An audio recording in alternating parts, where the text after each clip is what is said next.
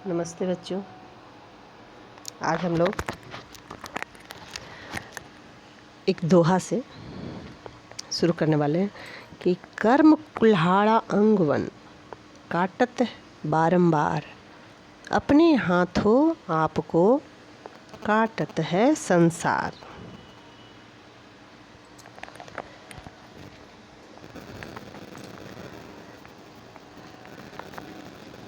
अध्याय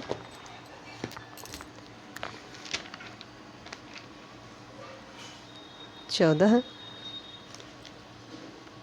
दसम कक्षा की हिंदी क्षितिज पढ़ा रहे हैं। उससे पहले हमने जो दोहा बोला उसका अर्थ है कि अपने हाथों से ही मनुष्य अपने आप को नष्ट करने में लगा। चाइना का उदाहरण ले सकते हैं। फिर एक दोहा हमें और याद आता है कि सबे सहायक सबल के, निबल न कोई सहाय, पवन जगावत आग को दीप ही दे तो बुझाए। आप लोग पढ़े होंगे पिछली कक्षाओं में। तो सबल बनो और अपना समय नष्ट किए बगैर अपने लक्ष्य की प्राप्ति करना चाहिए। तो प्रस्तुत पाठ में मन्नू भंडारी जी एक कहानी यह भी लिखती हैं, जिनका जन्म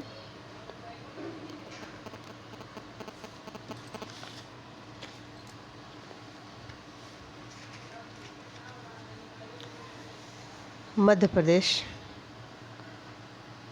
में हुआ। लेखिका ने अपने जीवन के महत्वपूर्ण तथ्यों को उभारा है।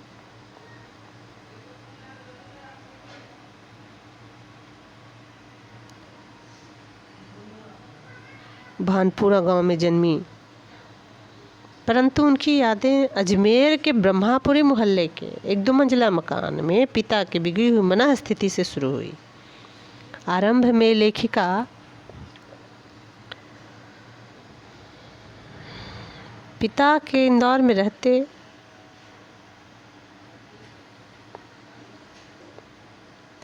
वहाँ संपन्न तथा प्रतिष्ठित व्यक्ति थे। कांग्रेस से जुड़े होने के साथ वे समाज सेवा से भी जुड़े थे, परंतु किसी के द्वारा धोखा दिए जाने पर वे आर्थिक मुसीबत में फंस गए और अजमेर आ गए। अपने ज़माने की यादें लिए हुए अपने परिवार के साथ रहने लगे। लेखिका के पास ज़्यादा उनकी यादें नहीं थी तथा उनकी बड़ी बहन सुशीला के गोरी होने के कारण पिता हमेशा उनकी तुलना लेखिका से किया करते थे तथा उन्हें नीचा दिखाते। इस हीनता की भावना ने उनमें विशेष बनने की लगन पैदा की, परंतु लेखकीय उपलब्धियां मिलने पर भी वह इसे उबार नहीं पाई। बड़ी बहन की विवाह तथा भाइयों के पढ़ने के लिए बाहर जाने पर पिता का ध्यान लेखिका पर केंद्रित हुआ। पिता ने उन्हें रसोई में समय खराब न कर देश दुनिया का हाल जानने के लिए उत्सुकता ही नहीं जगाई, बल्कि साहित्य के सच को जीवन में उतारने के लिए प्रेरित भी किया।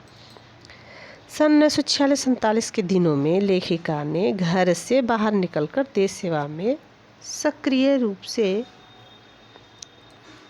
भाग लेना शुरू कर दिया।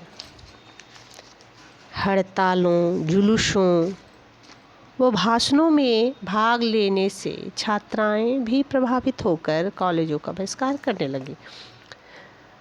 प्रिंसिपल ने कॉलेज से बाहर निकाले जाने से पहले पिता को बुलाकर शिकायत की, तो वे क्रोधित होने के बजाय लेखिका की नेतृत्व शक्ति को देखकर गदगद हो गए।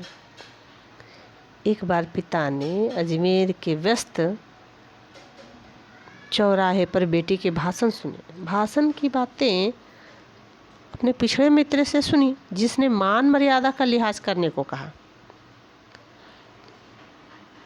तो उनके पिता गुस्से में हो गए। परंतु उसी रात जब यही बात उनके एक और अभिन्न मित्र ने लेखिका की बड़ाई करते हुए कहा, जिससे लेखिका के पिता ने गौरवान्वित महसूस किया। सन 1947 के मई महीने में कॉलेज ने लेखिका समेत 2-3 छात्राओं का प्रवेश 3rd ईयर में हुड़दंग के कारण निषिद्ध कर दिया, परंतु लेखिका और उसके मित्रों ने बाहर भी इतना हुड़दंग मचाया कि आखिर उन्हें प्रवेश लेना ही पड़ा। यह खुशी लेखिका के लिए इतना खुश न कर पाई जितना कि आज़ादी की खुशी ने दी। उन्होंने इसे शताब्दी की सबसे बड़ी उपलब्धि बताया। हो भी क्यों नहीं, आज़ादी बहुत ही कीमती चीज़ है और इसे वही लोग प्राप्त कर सकते हैं जिसमें 5 प्रकार का बल है: मनोबल, तपोबल, आत्मबल, बुद्धिबल और शारीरिक बल। अब प्रश्न है कि लेखिका के व्यक्तित्व पर किन किन व्यक्तियों का और किस रूप में प्रभाव पड़ा। तो लेखिका के व्यक्तित्व पर उनके पिता और उनके कॉलेज की हिंदी प्राध्यापिका शीला अग्रवाल का सबसे अधिक प्रभाव पड़ा। गोरे रंग के प्रति पिता के आकर्षण तथा सांवले रंग वाली लेखिका की अपेक्षा में उनमें हीन भावना पैदा कर शकी बना दिया। पिता के व्यवहार ने लेखिका के मन में आक्रोश, विद्रोह और जागरूकता भरा। शीला अग्रवाल ने उनमें पुस्तकों के चयन तथा साहित्य में रुचि उत्पन्न की। तत्कालीन राजनीति में सक्रिय भागीदारी के लिए प्रेरित भी किया। उन्होंने लेखिका को नया रास्ता दिखाया।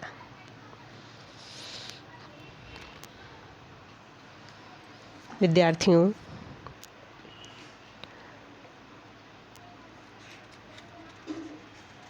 शिक्षक मार्गदर्शन कर सकते हैं और करते ही हैं, लेकिन उन पर चलना आपको है।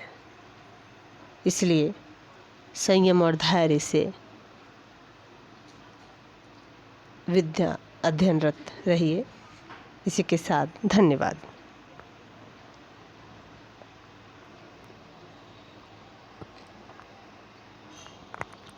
नचिकेत, दिखेगा कहाँ रे? इधर आ।